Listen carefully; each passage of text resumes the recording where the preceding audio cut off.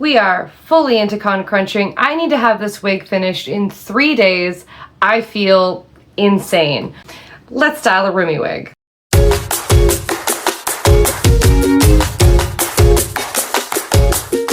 Here's what we're starting with. I have this wig that I kind of Dutch braided for, you know, the idea. I'm going to have to take off the skin top here and create a glued hairline because you can see like the wefts in here and like the lines of the wig. So that's not gonna work for me. The last time I made a glued hairline was back in 2022. And that wig, let's just say it doesn't look great. I wasn't proud of it. To be fair, I also did the glued hairline entirely with hot glue. So we won't be doing that today. Only partially using hot glue to attach the wefts to the side of the wig. How I'm gonna do this wig, because clearly this is not long enough for the absolute incredible length that she has. So that's where this comes in. This is one of those really cheap, horrifically bad $16 wigs that you get off of AliExpress or Wish. I'm talking bad. Netted cap, the like hair wefts are this far apart level bad. Now, I last night crimped the entirety of this wig and I wanted to watch Doctor Who and hang out with my roommates, so I did that downstairs instead of it doing up here and you know, showing you how I did that. So there are some really badly lit and badly framed shots of how I crimped this wig. Here's that. As you can see, we've got a lot of thickness to work with. My idea, here's the idea, okay? And I'm not sure if it's gonna work, but I hope it's gonna work. The idea is we are going to take all of these wefts that I have crimped. We're going to create a couple of sections for this. And then we're going to attach these at different parts to this wig. And I'm going to hand sew them in, so I'm not gonna remove them from the actual wefts that they are attached to. I'm not gonna cut them off, I'm going to like remove the whole thing. So that way we can get the desired thickness and the desired length. Because this, if we take from here down at about this, we're looking at a wig that is very long. It's so badly like shown. I have 3 days to finish this and you're lucky you're getting a tutorial. Now that we have that weird little intro out of the way, let's cry and style a Rumi wig.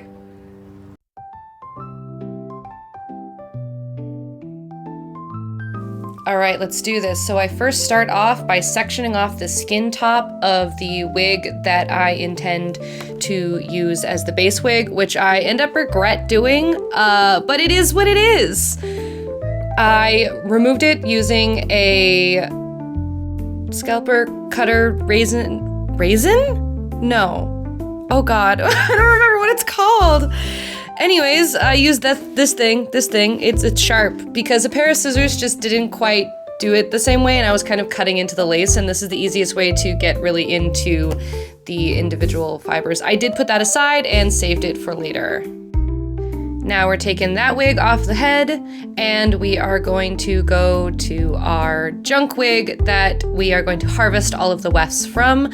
I went about by separating each individual weft and I started from the top and I just used that like razor blade tool, I think is what it's called. I cannot remember, I'm sorry. And I went about going and just removing all of the wefts. This did take like 40 minutes, I think, to remove every single weft off of this head. It took so long. Here it is in like slow time, each individual weft, and it sucked, but that's okay because it's worth it because I wanted a thick wig. Yep, just more of removing wefts, just a lot of it, and a weird close-up of my shirt. I'm sorry about that.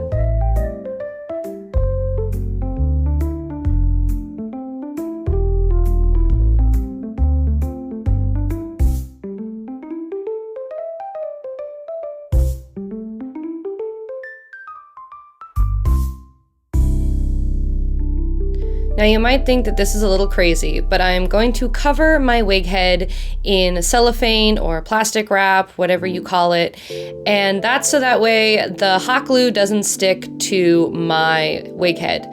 Here I am hot gluing the skin cap back on. This ended up not really working because you can't really hot glue silicone, so I ended up having to hand sew it back on. It's fine.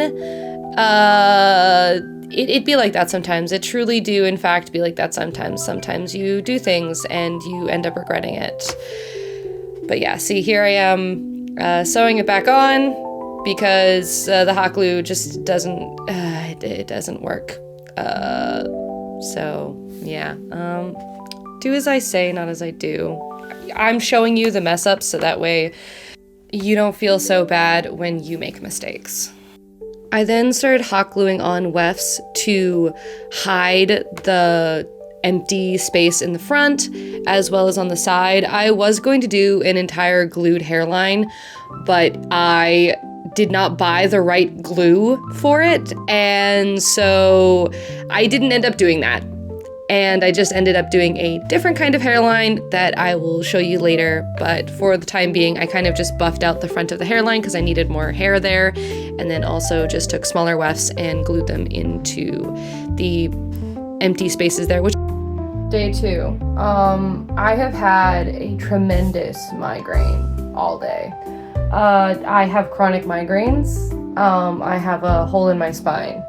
So every month I get just absolutely Detroit smashed by my blood vessels constricting around my brain.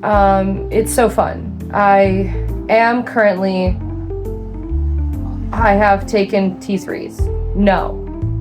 I have currently taken some Tylenol, which has given me some minor pain reducing. But I also slept most of the day. I need to have this wig done. It's Tuesday.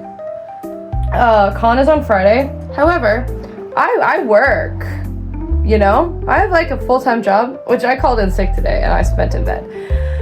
But I work tomorrow, and that would be my last day to work on anything for the con. And then Thursday after work, we're driving out to Vancouver to pick up our passes, and then driving back, and we're having dinner and everything. So I don't have Tuesday or Thursday. It's Tuesday today to work on anything.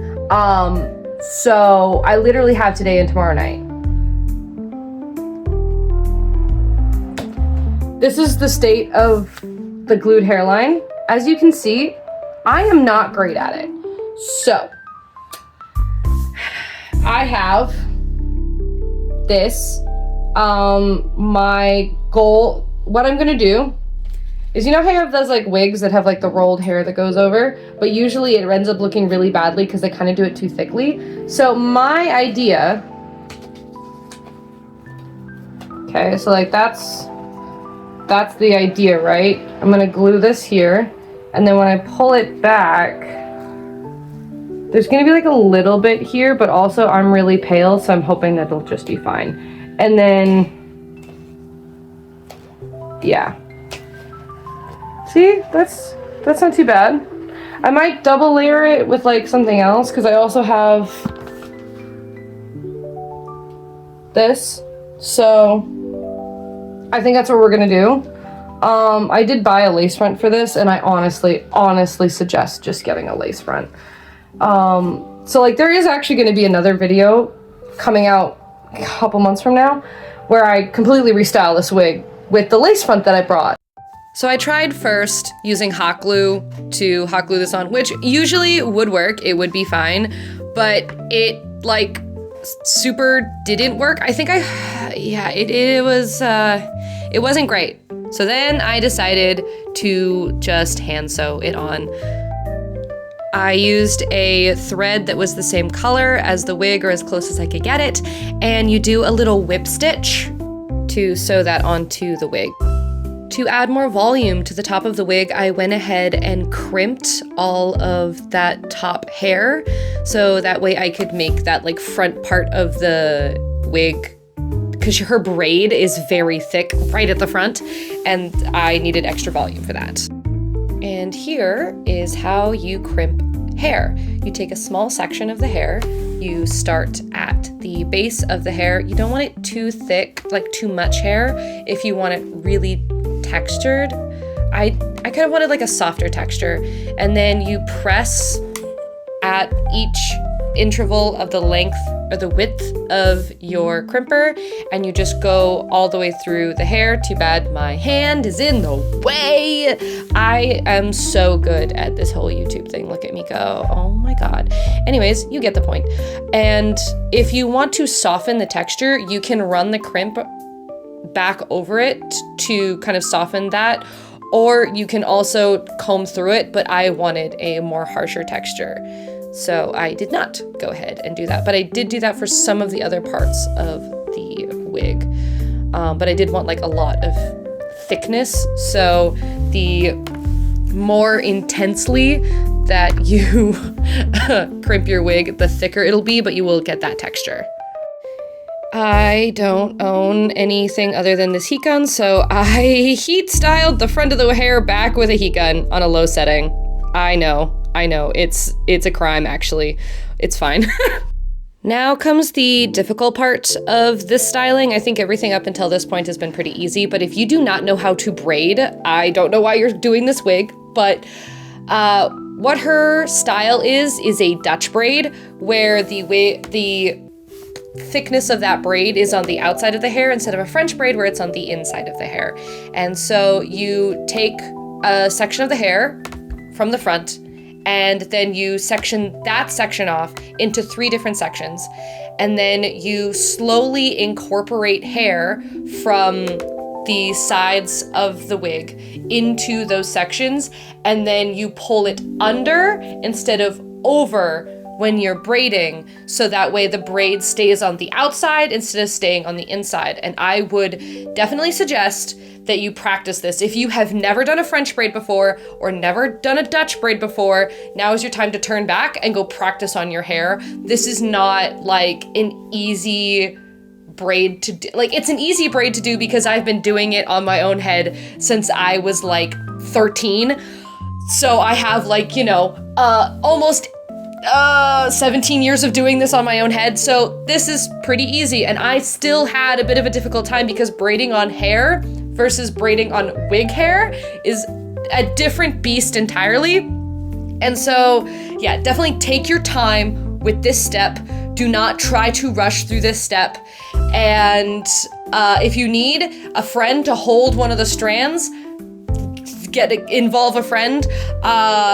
You will have to hold like all 3 of the strands with one hand, as you can see, and then slowly just smooth in all of the hair as you go. It's a difficult process and it takes time, but you've got this. I believe in you.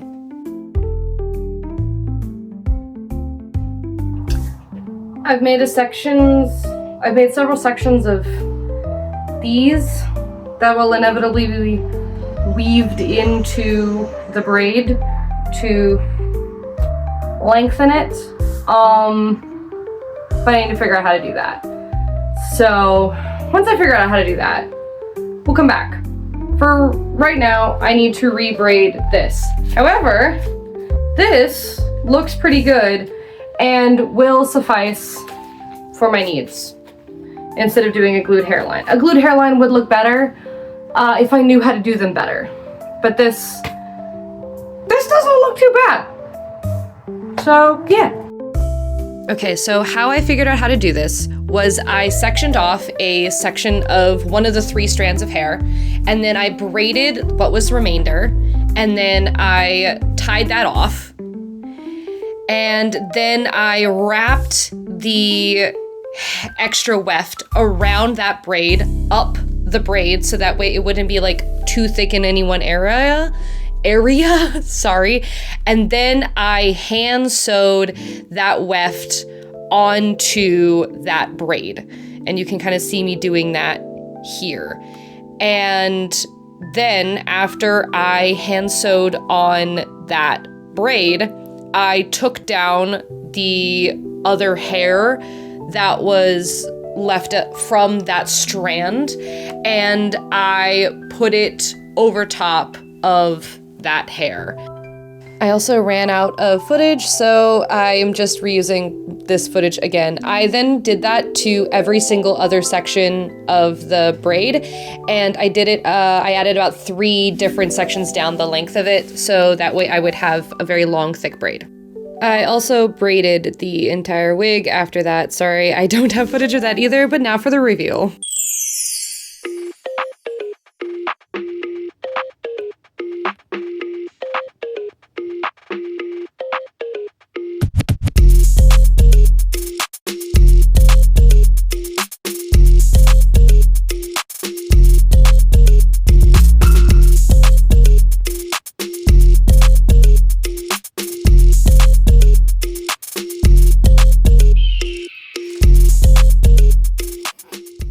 And here are some photos of me wearing the wig.